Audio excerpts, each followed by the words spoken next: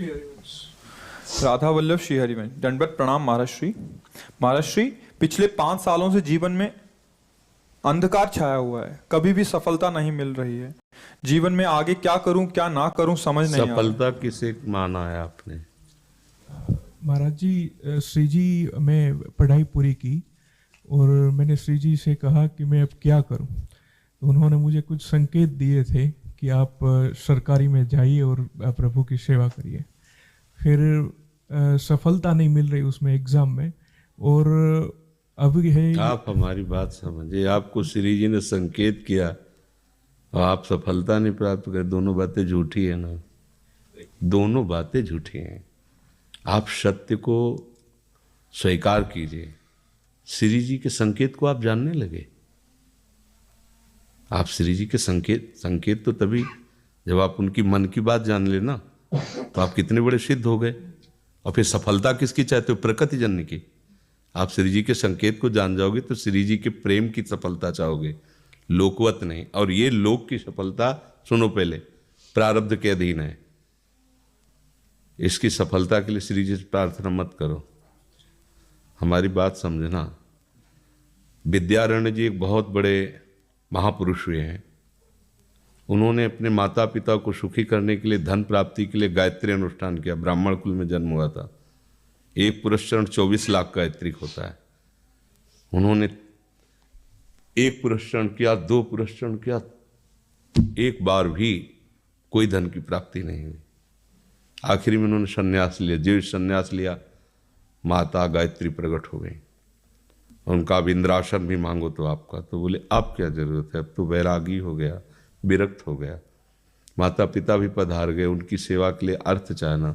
23 पुरस्चरण किए और आप तब नहीं आए, तो उनका तुम्हारे अनंत जन्मों में ऐसे 24 महापाप थे जिनके कारण मैं नहीं आ पा रही थी। अब वो 23 पुराण से चरण से नष्ट हुए, पुरस्चरण से, और 24वां तुमने संन्यास लिया, तो अब आप जो चाहो पर। बोले अब चाहिए ही नहीं, क्योंकि अब सन्यासी हो गए, अब तो ब्रह्म प्राप्ति के लिए। तो इससे आभास होता है कि अगर हमारा बुरा प्रारब्ध है तो हमको भोगना पड़ेगा। हम कितना भी प्रयास करें वो हमें, तो हम क्या करें इसमें जिससे हमें परम शांति हो? प्रभु के नाम का जप करते हुए उन पर दृष्टि लगाएं कि प्रारब्ध से हमारा भरण पोषण शरीर का भले, ये हमारा भरण पोषण आपसे होगा नाथ। तो वो एक ऐसे हैं जो आपके प्रारब्ध को भी मिटा देंगे। वो ऐसे शरणागत वत्सल हैं कि सब लिखा पढ़ी अलग कर देंगे। सुदामा जी को दरिद्रता का योग था। ऐसी दरिद्रता, कई कई दिन तक भिक्षा नहीं मिलती थी। ये जितने भी चरित्र हमारे लिए उदाहरण है।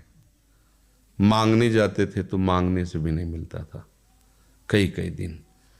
तो एक दिन उनकी पत्नी ने कहा कि हमारा आपका तो चरणामृत से भी गुजारा 2 दिन 3 दिन हो, 4 दिन हो, छोटे छोटे बच्चे तो मर जाएंगे ऐसे।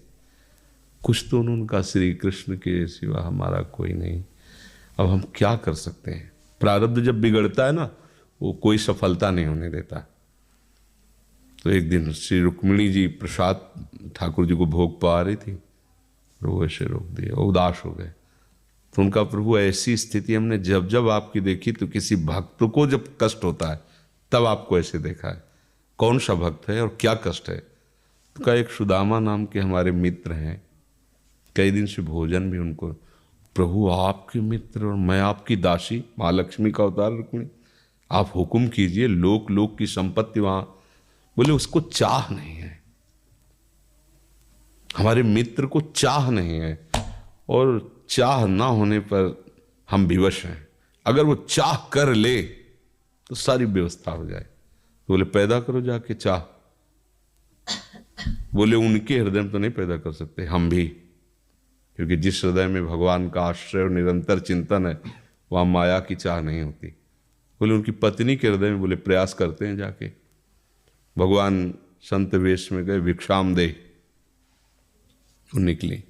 अतिथि का सत्कार करना गृहस्थ का धर्म होता है। हाथ जोड़ा और कहा, हम असमर्थ हैं, आपको भिक्षा नहीं दे सकते। क्यों?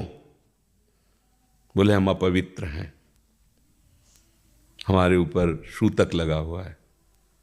किस बात का सूतक? हमने एक पुत्र जन्मा है, तो ठीक है हम 10-12 दिन बाद आ जाएंगे।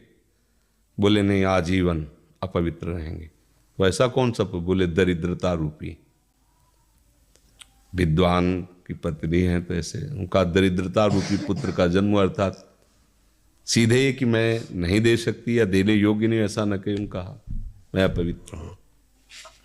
तो उनका दरिद्र कैसे हो सकती हो? जिनके पति के मित्र द्वारिकाधीश भगवान श्री कृष्ण है, वो दरिद्र कैसे हो सकता है? एक बार कहो ना अपने पति से। चले गए। जो सुदामा जी आए तो उन्होंने कहा कि देखो आज एक अतिथि आए थे, उनको मैं कुछ नहीं दे पाए, मुझे बहुत कष्ट है कि मेरे पुत्र और आए हुए अतिथि का भी हम स्वागत नहीं कर सकते, उनका भरण आपके मित्र द्वारिकाधीश प्रभु श्री कृष्ण है। सुदामा जी ने कहा, बोले चले जाओ ना, वो कुछ न कुछ सहयोग कर देंगे। तो बोले हम ऐसे मित्र नहीं बनाए कि वो हमारा सहयोग करें, कभी नहीं, मर जाऊंगा पर उनसे ये नहीं कहूँगा कि आप हमारा। बोले मत कहना, दर्शन के लिए तो चले जाओ, वो सुना है इतने उदार हैं कि वो जाने पर ही दे देंगे। सुदामा जी ने कहा दर्शन के लिए तो जा सकते हैं, बहुत दिन हो गए, ठीक है, पर मित्र के पास जाए तो कुछ लेके जाना चाहिए, मेरे पास तो कुछ नहीं है ना। पड़ोस में जैसे किसी से मांगने गई तो अरे समय जब बिगड़ता कोई नहीं होता साथ। एक ने थोड़ी उदारता दिखाई तो चावल पछोरने पर जो आगे कणका होते चावल के, जो प्राय वो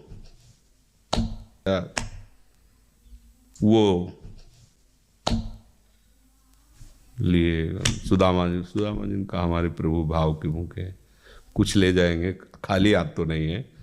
पोट्री में सारांश में बता रहे हैं, द्वारपालों ने देखा कि हड्डी हड्डी शरीर में कई जगह से फटे वस्त्र, भिवाई फटी हुई, मतलब दिखाई दे रहा था दरिद्रता की मूर्ति है।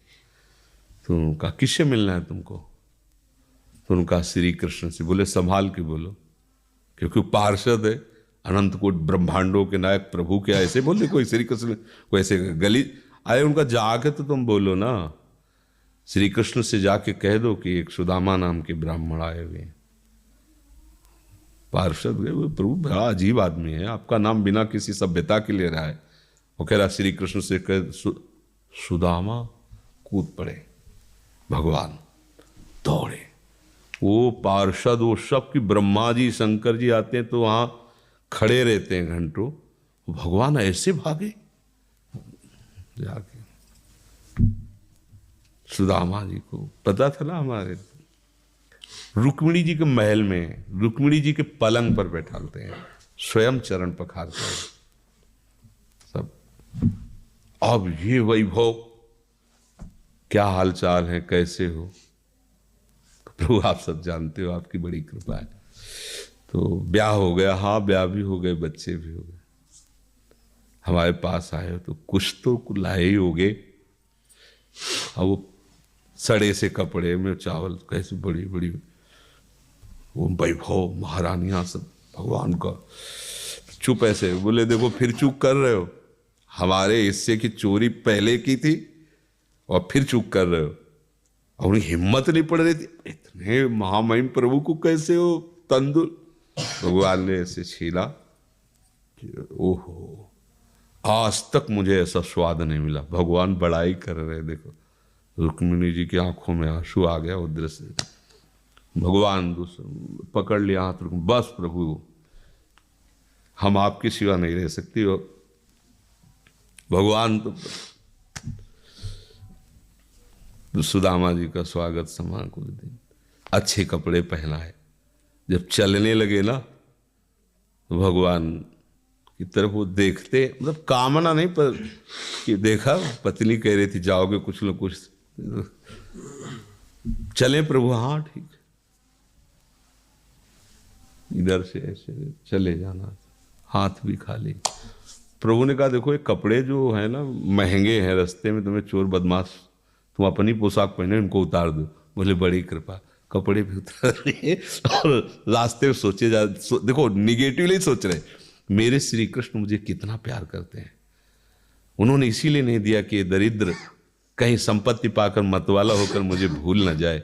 मुझे कितना प्यार करते हैं, प्रभु के प्यार में मगन होकर सुदामा पूरी खड़ी जैसे द्वारिका। तो उनको भ्रम हुआ कि मुझे लगता है चलते चलते मैं पुनः द्वारिका आ गया। तो वहां पूछ रहे हैं कि ये किसका है। भगवान के पास विधाता है, उनका प्रभु ये तो गलत हो गया, इनके भाग्य में हमने लिखा था क्षय श्री, ऐश्वर्य का नाश, जीवन में नहीं ऐश्वर्य, क्षय श्री। भगवान ने उसका उल्टा कर दिया यक्ष श्री। जैसे कुबेर का अथाह धन का खजाना, त्रिभुवन का खजाना वही है कुबेर के पास, ऐसे कुबेर का खजाना यक्ष श्री। तो कहा प्रभु, तो उनका इन्होंने एक पुण्य किया है, अनंत ब्रह्मांडों के समस्त जीवों को तृप्त कर दिया है। प्रभु खुद को खाने को नहीं तृप्त, बोले मेरे रोम रोम में करोड़ करोड़ ब्रह्मांड वास करते हैं और इनके तंदुलों से मैं तृप्त हो गया। अनंत ब्रह्मांडों का भंडारा हो गया, उसका जो पुण्य होता है लिख दो इनके भाग्य में। अब किसी की चलेगी प्रभु के आगे। तो एकमात्र प्रारब्ध को मिटाने वाले भगवान है, कर तुम अकर तुम अन्यथा कर तुम। तो आप भगवान की शरण होकर उनका नाम जप कीजिए और उनसे प्रार्थना कीजिए कि आपको उचित लगे तो समस्या का समाधान कर दीजिए, नहीं तो मुझे समस्या से लड़ने का बल और विवेक दीजिए, बात बन जाएगी।